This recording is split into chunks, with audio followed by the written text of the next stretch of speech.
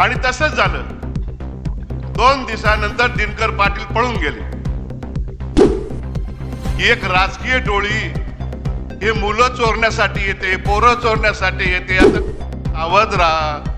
मुलं चोरणारी टोळी या भारतीय जनता पार्टीची नाशिकमध्ये फिरतीये. ज्यांना किती माणसं पाहिजे या महाराष्ट्रामध्ये, यांचे भूक काय आहे हे कळत नाही. आणि म्हणून या राक्षसांना जर गाडायचं असेल तर आपल्याला एकसंघ राहावं लागेल.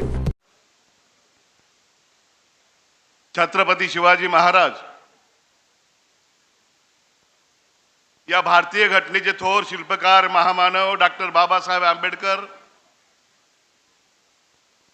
क्रांतीसूर्य महात्मा ज्योतिबा फुले,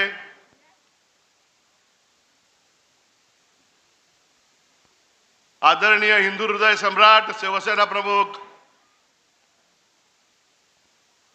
बाळासाहेब ठाकरे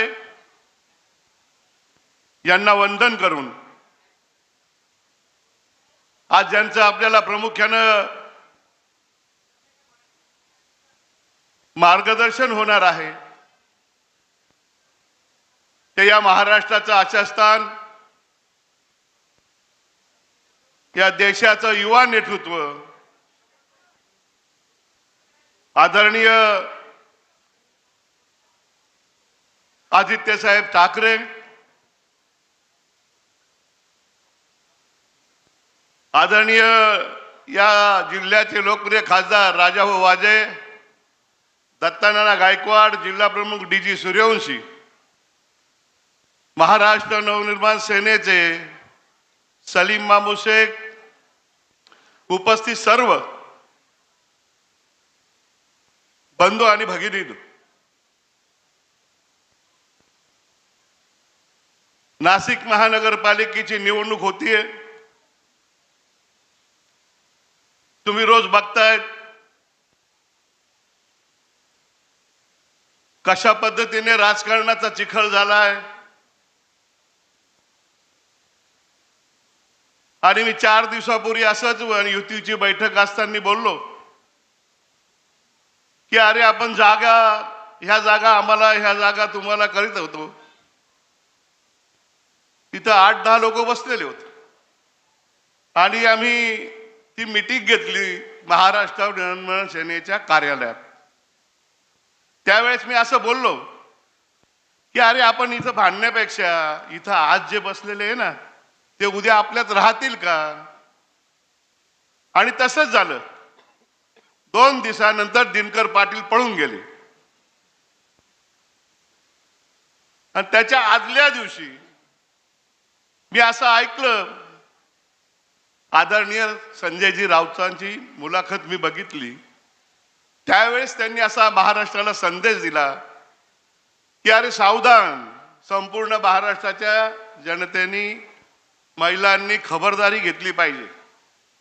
आणि ते असं म्हटले की एक राजकीय टोळी हे मुलं चोरण्यासाठी येते, पोरं चोरण्यासाठी येते. आता नगरसेवक चोरते.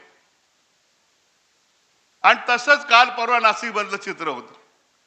जे आमच्या बरोबर मुलाखतीला बसले, मोठमोठी भाषणं केली, ती परवा दिवशी पळून गेली. पळून गेल्यानंतर भारतीय जनता पक्षाच्या इतिहासामध्ये, नाशिकच्या इतिहासामध्ये असं कधीच झालं नाही की ज्यांना प्रवेशासाठी 2 तास तिथं बसावं लागलं, पोलीस बंदोबस्तात बसावं लागलं. एवढी लाचारी कशासाठी आणि कोणासाठी? सत्तेसाठी.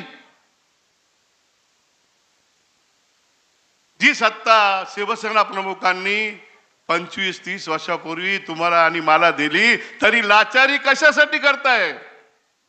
कशासाठी लाचारी आहे? मी आता इथं आलो, साहेब यायला टाइम होता. दत्तानानांचे चिरंजीव मला एका वर्तमानपत्रातली बातमी दाखवत होते.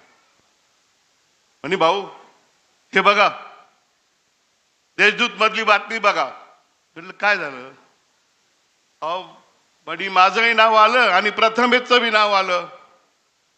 अरे म्हटलं मग 4 दिवसापूर्वी तुला सांगितलं होतं ना की सावध राहा.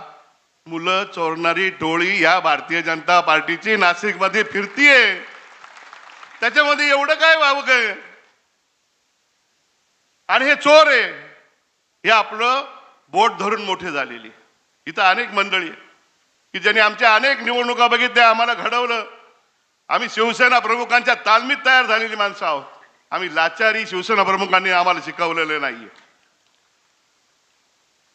आमचं सगळं आयुष्य शिवसेना प्रमुखांनी घडवलं. आणि माझी जी चर्चा संपूर्ण शहरामध्ये चालू आहे, संपूर्ण जिल्ह्यामध्ये चालू आहे, कशासाठी?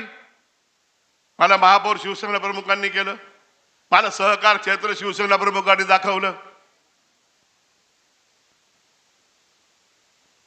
मला आमदार राज ठाकरेंनी केलं. आणि आज संपूर्ण महाराष्ट्र या दोन्ही ठाकरे बंधूंचं स्वागत करतोय. आणि म्हणून तुमच्या आमच्यावर जबाबदारी आहे. घाबरायचं नाही. ज्यांना जायचं त्यांनी लगेच रस्ता धरायचा, परत वळून बघायचं नाही. घोडा मैदान जवळ आहे. ही जास्ती वेळ घेणार नाही. ही पहिली सभा आहे, पहिली मीटिंग आहे. साहेब आले, साहेबांना परत मुंबई सांभाळायची, महाराष्ट्र सांभाळायचं आहे. आणि म्हणून सगळ्यात जास्ती महिला या ठिकाणी आहे. मी कळकळीची विनंती करतो बंधू आणि भगिनींना, हा कसोटीचा काळ आहे. तुमच्या समोर गेले ज्यांनी सगळं काही भोगलं आणि आज ते सोडून गेले. जाऊ द्या, येतील जातील, फरक काही पडत नाही. शिवसेनेचा प्रमुखांचा आशीर्वाद आहे. या महाराष्ट्रामध्ये सगळ्या महानगरपालिकेवर शिवसेनेचाच भगवा फडकल्याशिवाय राहणार नाही. पण आपल्याला खूप खबरदारी घ्यावी लागणार. 15-20 दिवस खूप कष्ट करावे लागणार आहे. आणि त्यासाठी युवा सेनेचे सगळे पदाधिकारी इथे, मी त्यांना नेहमी सांगत असतो की उद्याचे तुम्ही आमचे नेते आहात. दत्ता गायकवाड असो, वसंत गीते असो, बाकी असो, आमचे नेते उद्या कोण असणार आहे? तर युवा सेनेचे पदाधिकारी असणार आहे, युवा सेनेत काम करणारी मंडळी असणार आहे. त्यामुळे श्रद्धा आणि सबुरी, सबर का फल मीठा होता है. श्रद्धा आणि सबुरी, सबर का फल मीठा होता है, हे समजून घ्या. जे तिकिटाच्या स्पर्धेत आहे त्यांचा विचार नक्की केला जाईल, पण ज्यांना तिकीट मिळणार नाही त्यांना सुद्धा मी कळकळीची विनंती करेन की बाबांनो, हा सगळा माहोल बघा.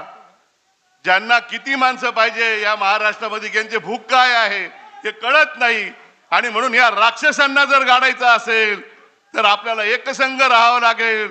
आणि म्हणून आपल्याला कळकळीची विनंती करतो की येत्या महापालिकेच्या निवडणुकीमध्ये आपण सगळे एकसंघ राहूया. आदित्य साहेबांना या ठिकाणी शब्द देऊया की साहेब, आम्ही एक संघ राहू आणि ही नाशिक महानगरपालिकेला तुमचा भगवा फडकल्याशिवाय राहणार नाही, यासाठी आम्ही वचनबद्ध राहू. धन्यवाद. जय हिंद, जय महाराष्ट्र. धन्यवाद.